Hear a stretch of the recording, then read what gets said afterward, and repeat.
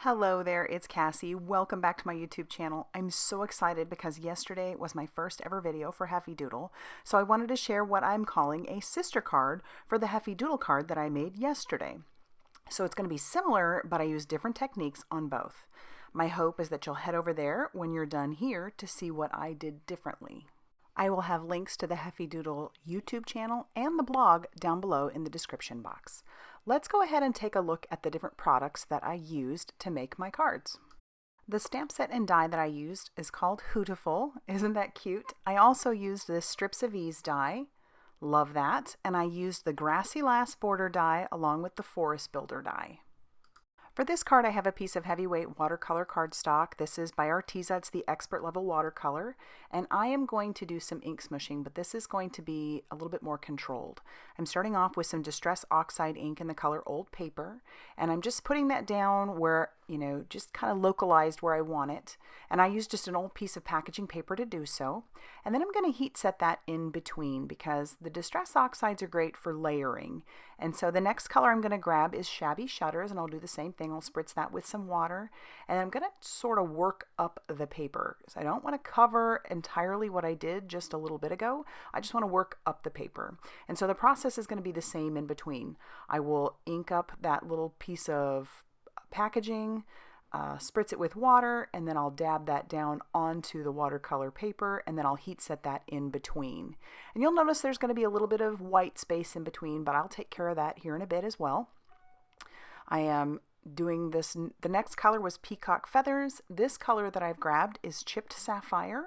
That ends up being a little lighter than I wanted, so I'll heat that, and then I'm actually going to go in again one more time with that Chipped Sapphire, once again doing the same process, and I like how that's getting a little bit darker. So I'll heat set that, and it's at this point that I realize I don't want all that white space back there because this was supposed to be sort of a night scene. So I'm going to go in with the mini ink blending tools and those same exact colors that I just used and lightly go over the top, just mostly to cover up that white space. I don't really want any of that back there, but I don't want to lose the texture that I got from doing the ink smushing. And then I'm going to come in with some black soot around the edges, a little bit more of the Chipped Sapphire, Peacock Feathers, Shabby Shutters, and the Old Paper. And then we're going to get ready to move on to doing a little bit of spritzing of water. So I love how the Distress Oxide inks will reactivate with water. So I just spritz some on there, wipe that up, and it just adds even more texture. I have another scrap of that same watercolor paper, and I'm going to do the same technique using some rusty Hinge because I plan to use this for my grass. And then it's the same process. Smush it all over, heat set it, and then I'm going to go back in and just cover up those white edges with my mini ink blending tool, so this way I can still keep a lot of that texture underneath. Now I'm going to do some die cutting. So I've grabbed that Grassy Last Border die, and I've also grabbed one of the trees from the Forest Builder set, and I'm going to tack those down, run that through my die cutting machine, and then I'm going to grab, just kind of take a look at how that's going to fit on there. I do end up just flipping that over. I figured that that's another way to use that without wasting too much of that paper that I just made. And I'll end up covering that open spot with that bottom piece. I've got the ink from my black soot mini ink blending tool, just the leftover ink, and I'm just sponging that on all those edges. And then I'll start adhering. I did kind of mess up a little bit. You'll see here in a second. I put this a little bit too high on top of my card base because this card base was, or card panel was originally 4 1/4 by 5.5 inches, so it would have taken up the whole front of an A2 size card. But because I put that up too high and I need to cover that white space, I've got to move my grass up a little bit further, so I'm going to have to trim that down. It ends up being fine. I actually really like the way it ends up looking on the card. I am using a very old cutter, and so it's basically chewing through, because this paper is also a heavyweight watercolor paper. So I'm slamming the guillotine trimmer down on top. This is an old Creative Memories. And so it's working okay, but at this point I'm like, oh, do I want to risk that chewing through the paper? So I will grab out my paper trimmer, and even that wasn't thick enough to really go through entirely through the paper. So you'll see it ends up scoring it really deeply, but then I have to just use my scissors to trim off the excess of that paper.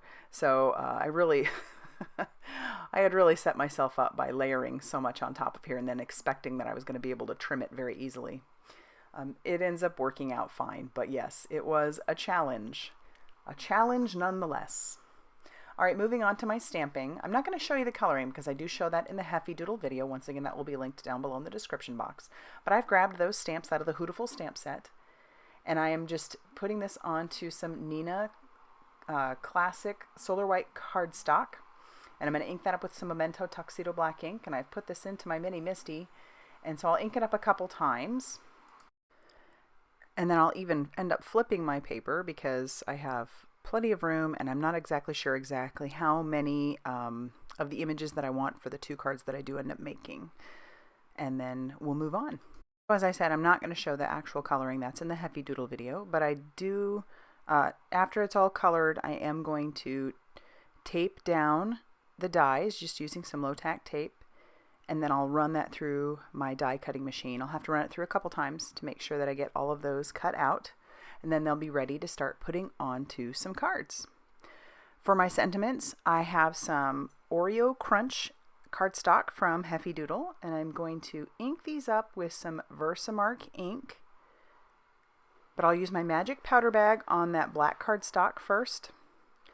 Pull out the Versamark ink, which is just a clear sticky ink, and then I'm going to stamp that down twice because, as I said, there's going to be 2 cards. And then I'm going to cover that with some Alabaster embossing powder from Brutus Monroe. And then we'll heat set that till those are smooth and melted. And you'll be able to tell that they are melted because they will be shiny if you hold them up to the light. And I didn't stamp them very straight, so I do decide to use that Strips of Ease die. I love how there are 3 actual strips with this die. And I haven't trimmed mine apart yet. You could use the wire trimmers, or you could just easily bend them back and forth to get what you need. And I decided to use the middle one, and so I'll just tack that down with some of that washi tape and run that through my die cutting machine, and then I'll have these 2 sentiments all set to go. For my card base, I am going to pull out some Not Your Mama's heavyweight cardstock from Brutus Monroe, and I had cut that down to 4 1/4 by 11 inches, and then scored that at 5 1/2 inches to make this a top folding A2 size card. And here is my panel. As you can tell, it has a little bit of a white border, a little bit more of a white border on the right and left hand side, but that's okay. I don't mind that it's a little bit smaller on the top and the bottom. I'm using some 1/8 inch score tape all over that background because, as I said before, this watercolor paper is quite heavy, and I want to make sure that that stays put. So I'm going to peel off the release paper from my score tape, and then I'm going to line that up onto my card base. And I did stamp on the inside of the card base. I stamped a sentiment, and I used some chipped sapphire to stamp that sentiment. And I end up backing all of my elements with some foam tape. So I'll peel off the foam tape of my little tree. Love this little tree. And I did cut out the branch of the tree. That one came from that same Oreo Crunch cardstock as well. I just didn't show cutting it out. I have to peel off my tree because my foam tape was a little too big behind that trunk. So I do have to peel it off and kind of trim that down a little. And then that ends up working a lot better. I'll peel off the backing paper for the trunk. Well, actually, I guess I'm going to put down my sentiment first. So I'll grab my T-ruler and line that up on top, and I actually still don't think this was that straight. It doesn't matter for me. It just seems like I struggle when it comes to trying to put things on straight. But it's fine. I'll peel off the backing paper of the trunk now, and then I'll take the 2 little owls. I've got the one that looks like he's putting his wing out behind, and then I'm going to put the other guy on there. I tried to trim down the foam tape that I had put on him, but it turns out that I just end up taking that foam tape completely off because I couldn't get him to fit in there fine. So I'll peel that off, and then I'm just going to use some of that liquid glue all over the back of him, and he will fit perfectly, just like he's got the little owl with his little wing behind him. For a final bit of embellishment, I am going to grab some Nuvo glitter drops in the color Night Sky. Now keep in mind this is Distress Oxide ink, so it will be reactivated by the liquid inside the Nuvo drops. And but since it's a dark one, it doesn't pick up too much. And here we are, all finished with this card. As I said before, this is kind of a sister card to the other card that I made on the Heffy Doodle YouTube channel, so I'm going to have that link down below. Head on over there and check it out. Check out the blog. I appreciate you guys' love and support, and as always, thank you so much for stopping by.